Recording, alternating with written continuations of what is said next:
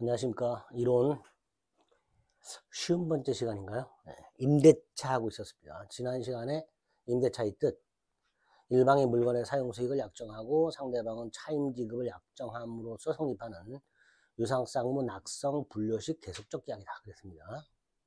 임대차 계약의 목적은 물건의 사용 수익과 차임 지급이죠.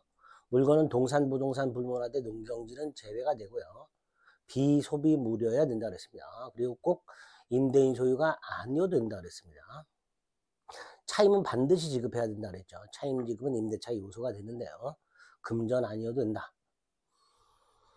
자, 임대차 계약을 하게 되면 임차인은 임차권이라는 채권이 생기고 채권은 대항력이 없기 때문에 특히 민법은 부동산 임차권만은 대항력을 갖출 수 있도록 621조와 622조를 마련해 놨다. 부동산 임차권 강화 해가지고 621조는 임차권 등기 청구권이고요. 622조는 건물 소유를 목적으로 하는 토지 임차인이 그 토지 임차권을 토지 등기부에 등기하지 않아도 그 토지 위에 있는 자신 소유 건물을 소유권 등기를 하게 되면 그때부터 제3자에 대해서 임대차 효력을 주장할 수 있었습니다. 자, 임대차 존속기간 일단 최장기간도 규정이 없고 최단기간도 규정이 없고 특히 영구무한의 임대차 계약도 유효하다라는 게 최근 판례의 내용이고요. 기간을 정하지 않으면 635조 각 당사자는 언제든지 계약 해지를 통고할 수 있으며 6개월, 1개월, 5일이 지남으로써 계약이 해지가 된다 그랬습니다. 이걸 이제 해지 통고라고 했는데요. 이 해지 통고가 적용되는 게 두 가지가 더 있었죠. 임대차 기간을 정했지만 임차권을 보류한 경우에 임대차 계약의 해지. 해지권을 기간을 정했지만 해지권을 보류한 경우에 해지. 그다음에 임차인이 파산한 경우에 해지. 이것도 다 해지 통고가 적용이 된다 그랬습니다. 갱신과 관련해서는 약정갱신이 있고요. 그 다음에 묵시의 갱신이 있었죠. 요건은 임대차 기간이 만료했음에도 불구하고 임차인이 사용수익을 계속하고 임대인이 상당 기간 내에 이의하지 않았을 때 그 효과, 전임대차와 동일 조건으로 갱신하는 것으로 보되 635조가 적용돼서 각 당사자는 언제든지 계약 해지를 통고할 수 있었고요. 제3자가 제공한 담보는 보증금을 제외하고는 소멸했습니다. 갱신의 간접적 강제 643조 건물 소유나 식목, 체험, 목축을 목적으로 하는 토지 임대차에서 기간이 만료가 되고 임차인 소유의 지상물이 현존하고 있을 때 임차인은 계약갱신을 청구할 수 있고 임대인이 갱신을 원하지 않으면 임차인은 지상물 매수를 청구할 수 있었습니다. 여기까지 지난 시간에 했습니다. 자, 이번 시간에는 임대차의 제일 중요한 거 임대인의 권리 의무와 임차인의 권리 의무인데요. 임대인의 권리는 나중에 임차인의 의무와 대응이 되니까 거기 가서 보시면 되고요. 자, 임대인은 중요한 게 의무입니다.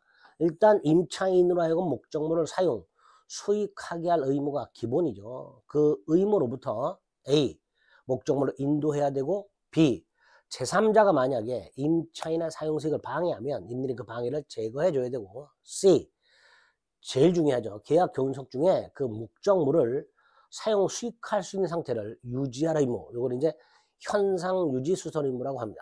이 현상 유지 수선 의무가 임대인한테 있다. 잊지 마세요. 제일 중요합니다. 2번 임대인의 의무 중에서 목적물의 현상 유지 수선 의무와 관련해서 기업 파손 정도가 사소한 경우까지 수선 의무가 있는 건 아니죠. 니은 그 수선 의무를 당사자가 계약을 할 때 면제하는 특약을 할 수가 있다. 잊지 마세요. 있다. 면제 특약할 수 있다. 있다 그랬어요. 다만 아무리 수선 의무 면제 특약이 있다 하더라도 뭐 보일러 교체와 같은 기본 설비의 교체와 같은 대규모 수선 의무는 면제되지 않는다는 거. 이건 임차물의 수리를 요할 때 그 수리를 요하는지는 임차인이 알고 있죠. 그러니까 임차인은 지체 없이 임대인에게 통지하도록 하고 있습니다. 다만 임대인이 이미 수리를 요한다는 사실을 알고 있을 때는 통지할 필요가 없겠죠. 리얼. 임대인이 임대물 보존에 필요한 행위를 할 때, 즉 수선을 할 때 임차인은 이걸 거절하지 못합니다. 이걸 임차인의 수인 의무, 받아들이고 참을 의무 이렇게 부릅니다. 수인 의무. 다만 임차인에게 무조건적인 수인 의무를 부과하는 것은 아니고요. 두 가지 요건을 갖췄을 때, 첫째, 임대인이 임차인 의사에 반하여 임차인이 수선하지 말라고 하는데도 불구하고 꾸역꾸역 수선하는 경우, 플러스 그로 인하여 임차인이 그 임대차 계약의 목적을 달성할 수 없는 경우, 이 두 가지 요건을 갖추면 임차인은 계약을 해지할 수 있습니다. 미음, 만에 하나 임대인이 목적물을 사용식하게 할 의무, 인도 의무라든가 제3자의 방해를 제거한다든가 또는 현상유지 수선 의무라든가 그런 의무를 위반하고 그로 인하여 임차인의 목적물 사용식이 지장이 있어. 부분적 지장이 있고 전부 지장이 있을 수 있겠죠. 부분적으로 지장이 있을 때는 그 한도 내에서 차임 지급을 거절할 수 있고, 전반적인 지장이 있을 때는 경우에 따라서 해지도 가능하겠죠. 뭐 그 정도 임대인의 의무 확인하시고, 3번은 임대인의 현상유지 수선 의무를 넘어서서 임차인의 안전을 배려해 주거나 임대인의 물건이 도난당하지 않도록 그걸 방지해 줄 의무, 이런 것까지 있느냐, 현상유지 수선 의무에서 더 나아가서 이런 의무까지 있느냐, 원칙과 예로 나눠서 기억하세요. 통상의 임대차에서는 없다. 그러나 숙박계약 같은 경우, 또 병원 입원 계약 같은 경우, 이런 특수한 임대차가 있을 수 있죠. 이런 특수한 임대차에서는 예외적으로 안전배려 의무라든가 도난방지 의무가 있습니다. 근데 통상의 임대차에서는 없다. 딱 이렇게 기억을 해두시면 됩니다. 그 다음에 임차인의 권리가 나왔어요. 임차인의 권리, 임대차에서 제일 중요한 게 바로 이 임차인의 권리입니다. 임차권은 채권이라고 말씀을 드렸고 원칙적으로 대항력이 없다 그랬죠. 자, 중요한 권리가 3개가 나옵니다. 비용상환청권이라는 게 나오고요. 부속물 매수 청구권이라는 게 나오고요. 지상물 매수 청구권이라는 게 나옵니다. 이 3가지 권리 거의 매년 돌아가면서 출제가 된다라고 생각하시고, 특히 지상물 매수 청구권은 거의 매년 출제가 된다라고 생각하시면 됩니다. 자, 먼저 비용상환청구는요, 간단한 거예요. 임차인이 목적물을 사용식 하다가 내가 자동차를 빌려 타다가 고장났어. 임대인이 고쳐줘야 되죠. 근데 내가 내 돈으로 고쳤어. 그럼 임대인한테 그 수리비 상환을 청구해야 되겠죠. 그런 취지에서 말했는 게 비용상환청구입니다. 자, 비용은 2가지가 있죠. 필요비하고 유익비. 자, 임차인은 목적물에 지출한 필요비와 유익비를 전부 상환 청구할 수 있습니다. 먼저 필요비. 필요비는요, 보존 필요비라고 보통 부르죠. 수선 비용 같은 거 생각하시면 됩니다. 이 필요비는요, 임대차가 종료되기 전이라도 즉시 청구할 수 있습니다. 자, 이 필요비는요, 임대인의 수선 의무와 연결되잖아요. 아까 임대인이 수선 의무를 이행하지 않으면, 그래서 사용에 지장이 있으면 그 한도 내에서 차임 지급을 거절할 수 있다고 그랬죠. 똑같아요. 임대인이 수선 의무를 이행하지 않아서 임차인이 필요비를 주체 수선한 상태에서 필요비를 청구했더니 안 주더라 말이지. 그러면 그 한도 내에서 뭐 할 수 있다? 차임 지급을 거절할 수 있다. 아까하고 연결이 되겠죠. 반면에 유익비는요, 필요비와는 달리 임대차가 일단 종료가 돼야 돼요. 그 다음에 목적물의 가액 증가가 현존해야 돼요. 임대차 중에는 청구를 못합니다. 자, 이 2가지 요건을 갖췄을 때 임차인이 지출한 유익비 또는 증가액 둘 중에 하나를 청구하게 되는데요. 선택은 임대인이 합니다. 목적물 소유자가 합니다. 어쨌든 목적물 소유자의 선택에 쫓아 지출액 또는 증가액의 상한을 청구할 수 있고, 또 필요비는 안 되지만 유익비는 법원에 청구하여 상환기한을 허용받을 수 있죠. 니은 임대인 동의 없이 지출한 경우에도 유익비 상환 청구는 인정이 됩니다. 디귿 유익비란 당연히 목적물의 객관적 가치를 증가시킨 비용이어야 됩니다. 따라서 임차인의 특수 목적을 위해서 지출한 비용, 예컨대 간판 설치비 뭐 이런 것들은 필요비도 유익비도 아니겠죠. 3번 필요비 유익비 상환 청구는 임의 규정입니다. 따라서 뭐 할 수 있다? 포기 약정할 수 있고 그 포기 약정은 유효합니다. 여기서 우리 대법원이 비용 상환 청구권 포기 약정으로서 유효하다라고 본 게 2개가 있어요. 하나가 기억. 임대인과 임차인 사이에 원상 회복 약정을 한 경우 꼭 기억해 두세요. 니은 역시 마찬가지입니다. 중요합니다. 건물 임차인이 임대인의 동의를 받아서 자기 비용으로 증축을 한 상태에서 그 증축한 부분을 임대인 소유로 하기로 약정을 한 경우에는 두 가지 의미가 있어요. 하나는 증축 부분에 대한 원상복구 의무를 면하는 대신 증축 등에 투입한 비용, 또 증축한 부분에 대한 권리, 주장 따위를 포기하는 약정으로 유효하다. 기억, 니은 두 가지 꼭 기억해 두셔야 됩니다. 4번, 이 필요비 유익비는 다 언제까지 청구할 수 있는가? 임대리 목적물을 반환받은 날부터 6개월 내에 행사하도록 합니다. 5. 필요비 유익비 모두 다 목적물 자체에 지출한 비용이니까 당연히 유치권 행사할 수 있겠죠. 다만 유익비에 대해서 상환계약을 허여받았다면 그 유익비에 대해서는 유치권은 성립하지 않을 겁니다. 기억, 니은, 유치권에서 봤죠. 임차인이 임대차가 종료됐음에도 불구하고 정당한 사유 없이 목적물을 계속 점유 사용하더라. 불법 점유죠. 그 불법 점유 상태에서 지출한 비용 상환 청구할 수 있습니다. 요거 불법 점유 상태에서 지출한 비용도 상환 청구할 수는 있어요. 하지만 이 상환 청구권에 대해서 유치권은 인정되지 않아요. 이렇게 꼭 나눠서 기억하셔야 됩니다. 상환 청구권이 인정이 안 된다라고 착각하시는 분들이 꽤 됩니다.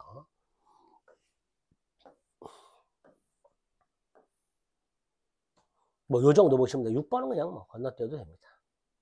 그 다음에 부속물 매수청구권이죠. 자, 이 부속물 매수청구는 건물 기타 공작물 임차인에게만 인정이 됩니다.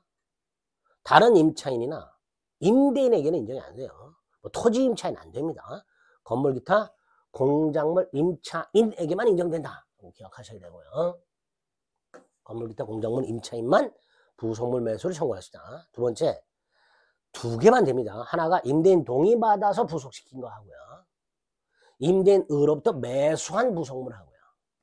딱 요 두 가지만 임차인이 임대인에게 사라 청구할 수 있습니다. 아무 때나 하는 게 아니라 일단 임대차가 종료돼야 됩니다. 자, 부속물 매수 청구는 임대차 종료시 한다. 잊지 마세요. 기간 만료시 아니고요. 종료시라고 기억해 두세요. 2번 말씀드렸죠. 자, 3번. 이 부속물이라는 건 뭐냐? 건물과는 독립한 별개의 물건이에요. 건물의 일부가 되면 부속이 아닌 부합물이라고 합니다. 그래서 이 부속물이란 건물과는 독립한 물건이고 당연히 임차인 소유이면서 객관적 용도에 제공돼야 되겠죠. 건물 임차인이 건물 외벽에 간판을 부착을 했어요. 부속물이죠. 임차인 소유죠. 하지만 객관적 용도에 제공되진 않아요. 여기서 말하는 객관적 용도란 다른 사람도 사용 수익할 수 있는 것을 말합니다. 근데 간판은 그 임차인, 간판을 설치한 그 사람만 사용할 수 있죠. 따라서 이런 건 부속물 매수 청구 대상이 아니게 됩니다.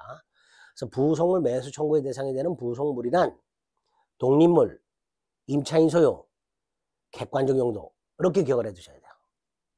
그래서 기억, 니은 이런 판례가 나오게 됩니다. 4번 임대차 종료 시 행사할 수 있는데 하나가 제외가 돼요. 임대차 계약이 임차인의 채무 불이행을 이유로 임대인의 해지에 있어 종료되었을 때 이때는 부속물 매수 청구할 수가 없습니다. 요거 대단히 자주 등장하는 판례입니다. 5번 부속물 매수 청구는요 편면적 강행 규정입니다. 자, 편면적 강행 규정이란 계약 당사자 중 한 사람에게만 적용되는 게 편면적 강행 규정이에요. 그래서 이 부속물 매수 청구권이 강행적으로 적용이 된다. 누구한테만? 임대인한테만 적용이 돼요. 따라서 부속물 매수 청구권을 포기하는 약정은 무조건 무효가 되는 게 아니라 임차인에게 불리할 때 무효가 됩니다. 그래서 갑일에게 건물을 임대하면서 보증금과 차임을 시가보다 저렴하게 하는 대신 부속물 매수 청구를 포기했다면 이거는 딱히 임차인에게 불리한 게 아니니까 무효가 아니게 됩니다. 6번 형성권입니다. 자, 요건 갖춰서 임대차 종료 시에 독립물이고 임차인 소고 객관적 용도에 제공되면서 임대인 동의받아 부속시켰거나 임대인으로부터 매수했다면 임차인 임대인에게 사라 일방적으로 청구할 수 있게 됩니다. 그래서 임차인의 부속물 매수 조건 행사가 있게 되면 임대인의 동의나 승낙을 받을 필요 없이 부속물 매매 계약이 성립이 되기 때문에 임대인의 부속물 매매 대금 지급 의무와 임차인의 부속물 인도 의무는 동시 이행관계가 됩니다. 6번이 되겠죠. 중요합니다. 자, 비용 상환 청구는요, 일시 사용 임대차, 예컨대 숙박계약 같은 경우 여기도 적용이 돼요. 잊지 마세요. 비용 상환 청구는 숙박계약 같은 일시 사용 임대차에도 적용이 됩니다. 그런데 부속물 매수 청구 같은 것들은 당연히 일시 사용 임대차는 적용되지 않게 됩니다. 자, 임차인의 권리 중에 제일 중요한 거 지상물 매수 청구. 요거는요, 또 모든 임차인에게 인정되는 게 아니고, 자, 첫째, 임대인한테는 인정이 안 됩니다. 두 번째, 임차인에게만 인정이 되는데요. 모든 임차인에게 인정되는 게 아니라 건물의 소유라든가 식목이라든가 체험이라든가 목축을 목적으로 하는 토지 임차인에게만 인정이 됩니다. 아까 부속물 매수 청구는요, 건물 기타 공작물 임차인에게만 인정이 된다 그랬죠. 지상물 매수 청구는요, 건물 소유, 식목, 체험, 목축 목적의 토지 임차인에게만 인정이 됩니다. 그리고 두 가지 경우에 토지 임차인은 지상물 매수를 청구할 수 있습니다. 첫 번째가 동그라미 1번이죠. 이게 조문에 있는 거죠. 기간을 약정했는데 기간이 만료된 경우, 기간을 약정했고 기간이 만료된 경우, 지상물이 현존할 때 갱신을 먼저 청구하고 그 다음에 매수를 청구할 수 있다. 자, 여기서 또 하나 조심할 거. 아까 부속물 매수 청구는 임대차 종료시라고 그랬죠. 반면에 지상물 매수 청구는 기간 만료한 경우입니다. 과거에 이걸 이렇게 바꿔서 출제한 적이 있어요. 부속물 매수 청구는 기간 만료한 경우, 지상물 매수 청구는 종료시에 이렇게 틀리게 출제가 된 적이 있습니다. 조심하셔야 됩니다. 안 됩니다. 자, 어쨌든 이렇게 기간이 만료하고 지상물이 현존할 때 갱신을 청구하고 거절당하면 지상물 매수를 청구할 수 있다. 이게 조문이에요. 그리고 판례가 하나 더 추가합니다. 그게 2번입니다. 기간을 정하지 않은 토지 임대차는 기간 만료가 있을 수 없죠. 두 번째, 임대인 언제든지 해지할 수 있죠. 요 경우 기간을 정하지 않은 건물 소유, 식목, 체험, 목축 목적 토지 임대차에서 임대인의 일방적 해지 통고에 의해서 임차권이 소멸한 경우에도 임차인은 당연히 이때는 갱신 청구할 필요가 없이, 왜? 해지 통고했으니까 임대인이 바로 지상물 매수를 청구할 수 있게 됩니다. 동그라미 3번은 당연히 안 되는 거죠. 그 다음 이제 4번은 지상물 매수 청구할 수 있다라고 할 때 그 지상물 다 되냐? 어떤 지상물이든지 다 되냐? 이런 문제가 있을 수 있죠. 자, 먼저 기억.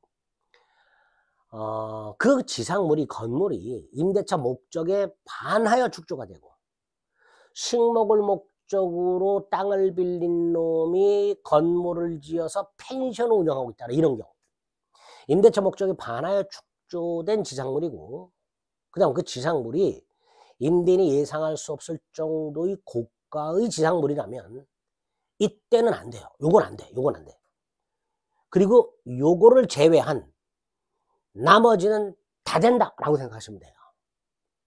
기존에 있던 건물이든 나중에 축조됐든 기간 만료 시 그 잔존 가치가 있든 없든, 여기 있으면이라고 그러는데 없어도 돼요. A, 객관적 가치가 있는지 여부, 임대인에게 쓸모가 있는지 여부는 요건이 아니에요. 가치가 있든 없든 쓸모가 있든 없든 기존 건물이어도 되고 나중에 신축한 것도 되는데 신축할 때 임대인 동의 안 받아도 됩니다. 미등기 건물도 되고 무허 건물도 됩니다. 지금 건물의 근저당권 등 담보권이 설정된 경우도 매수 청구할 수 있어요. 자, 문제가 리얼입니다. 이 지상물이 임대인과 임대인이 아닌 자 소유 토지 위에 걸쳐서 건립된 경우, 요거 조심하셔야 돼요. 요때는 전부를 매수 청구할 수는 없고, 당연하죠. 임대인이 아닌 자 소유 토지 위에 있는 건물까지 매수 청구할 수는 없으니까 임차 지상에 있는 건물 부분 중 구분소유권의 객체가 될 수 있는 부분에 한해서만 매수 청구할 수 있습니다. 미음, 당연히 임차인 특수목적 시설물은 매수 청구할 수가 없고요. 역시 편면적 강행 규정입니다. 따라서 원칙적으로 지상물 매수 조건을 포기하는 약정은 무효가 됩니다. 6번 형성권이죠. 요건을 갖췄을 때 임차인이 지상물 매수를 청구하게 되면 매매가 성립하게 되죠. 이때 매매 대금은 매수 청권 행사 당시 시가 잊지 마세요. 매수 청권 행사 당시 시가, 이게 매매 대금이다. 매수 청권 행사 당시 시가.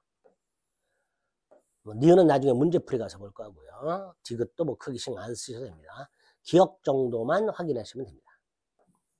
그 다음 매수 조건은 누가 행사하는 거예요? 지상물 소유자가 하는 거죠. 따라서 임차인이 임대차 기간 중 건물을 제3자에게 팔아버렸다면 임차인은 더 이상 건물 소유자가 아니니까 매수 청구할 수가 없고, 니은 그 건물 양수한 사람이 매수 청구를 행사할 수 있다. 이렇게 되겠죠. 8번 누구한테 행사하는가? 임차권 소멸 당시 토지 소유자에게 합니다. 임차권이 소멸 당시 토지 소유자에게 사라 청구하는 거예요. 따라서 임차권이 소멸한 후에, 임차권 소멸 당시 토지 소유자가 갑이었는데 임차권 소멸 후에 을이 매수 청구를 행사하지 않고 있는 상태에서 갑이 땅을 제3자에게 이전해 준 경우, 당연히 을은 이 제3자에 대해서는 매수 청구할 수 없는 게 원칙이죠. 다만 얘가 토지 임차인이 토지 임차권을 등기하거나 또는 건물을 등기했다면 수익권 등기, 그럼 대항력이 있죠. 그죠? 대항력이 있을 때는 임차권 소멸 이후 토지의 신소유자에게도 매수 청구할 수 있다. 이렇게 보고 있습니다. 그래서 8번에서는 기억 정도 확인하시면 되겠습니다. 8번. 9번은 언제까지 매수 청구할 수 있는가의 문제인데, 우리 대법원에 의하면 때려부실 때까지 매수 청구할 수 있다라고 얘기합니다. 그게 9번입니다. 그래서 임대인의 임차인을 상대로 하는 건물 철거 소송에서 임차인이 설령 패소 확정되었다 하더라도 그 철거 집행을 하기 전이라면 여전히 매수 청구할 수 있다. 적어도 문제풀이 가기 전에 제가 체크해 드린 것만큼은 달달달달 거의 암기하다시피 하셔야 됩니다. 자, 임차인의 의무는 별거 없어요. 몇 가지 체크만 하면 됩니다. 차임지급이 임차인의 가장 기본이 되는 의무고, 차임지급 시기 약정이 없으면 동산, 건물, 대지 임대차는 매월 말, 대지 잊지 마세요. 토지 중에 대지. 대지 이외의 토지 임대차는 매년 말, 과수원 임대차와 같이 수학기 있는 것에 대해서는 수학 후 지체 없이. 그 다음 최초에 약정한 임차임이 경제사정의 변동으로 상당하지 않게 되면 각 당사자는 일방적으로 차임의 증액 또는 감액을 청구할 수 있습니다. 지상권의 지료증감 청구권, 전세권의 전세금 증감 청구권하고 똑같아요. 자, 이거 어땠었죠?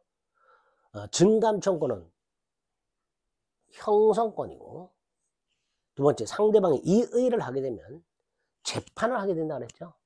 그래서 법원이 증액 또는 감액 판결하게 될 것이고요. 이렇게 법원에서 증액 또는 감액 판결하게 되면 증액 또는 감액의 효과는 판결 확정 시부터 발생하는 것이 아니라 청구 시로 소급해서 발생한다. 이것도 다시 한번 기억을 환기하시기 바랍니다. 디귿은 됐고요. 그다음 동그라미 4번은요.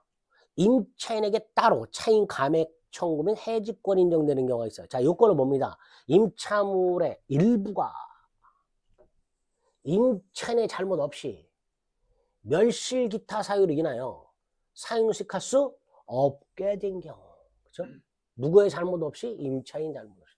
그러니까 임차인은 그만큼 차임 감액을 청구할 수 있는 거죠. 조심할 거는요. 당연히 차임이 감액되는 게 아닙니다. 차임 감액 청구를 해야 됩니다. 그 다음 잔존 부분만으로 목적을 달성할 수 없다면 임차인은 뭐 할 수 있다? 해지할 수 있다. 5번 차임 지급을 확보하기 위한 법정 담보물권이 두 개가 있어요. 법정 질권과 법정 저당권인데 이건 이해하려고 하지 마시고요. 임대인이 차임을 다 못 받은 게 있어. 그걸 어떻게든 받아내기 위해서 임차인 소유에 동산을 압류한 경우가 있고요. 동산 압류. 임차인 소유의 건물을 압류한 경우가 있습니다. 건물을 뭐 앞에 거는 몰라도 됩니다. 이렇게 동산 압류와 건물 압류로 나눠서 동산을 압류하면 질거라고 똑같고요. 건물을 압류하면 저당권과 똑같다. 이렇게 생각하시면 됩니다. 6번 공동 임차인이라고 되어 있죠. 갑소유 땅을 을병이 공동으로 임차했을 때 을병은 갑에게 차임을 어떻게 지급해야 되느냐? 연대하여. 연대하여 지급한다는 게 무슨 뜻이에요? 몰라도 됩니다. 이거는 우리 시험법이 바깥입니다. 연대채무라고 있어요. 몰라도 됩니다. 연대하여 지급하라. 7번 이기상 차임 연체 있다. 계약 해지할 수 있다. 이기입니다. 연속이기, 통산이기를 불문합니다. 반가로 이번 뭐 당연한 거고요. 임차인이 계약이나 목적물을 성질에 정해진 용법 이외의 용법으로 사용하고 있으면 임대인은 계약을 해지할 수 있어야 되겠죠. 자, 임차인은 남의 물건을 사용 수익하죠. 따라서 조심조심 다뤄야 된다. 선량 관리자의 주의무. 제대로 보관해라. 쓰다가 함부로 아무데나 방치하지 말아라. 선량한 관리자의 주의 의무 플러스 보관 의무. 언제까지? 임대차 종료 시 목적물 반환 시까지. 언제까지요? 목적물 반환 시까지. 선량한 관리자의 주의 의무 및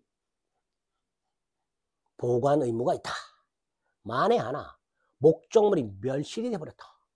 그럼 임차인은 반환, 보관 의무 및 선량한 관리자 의무를 위반한 걸로 보는 거예요.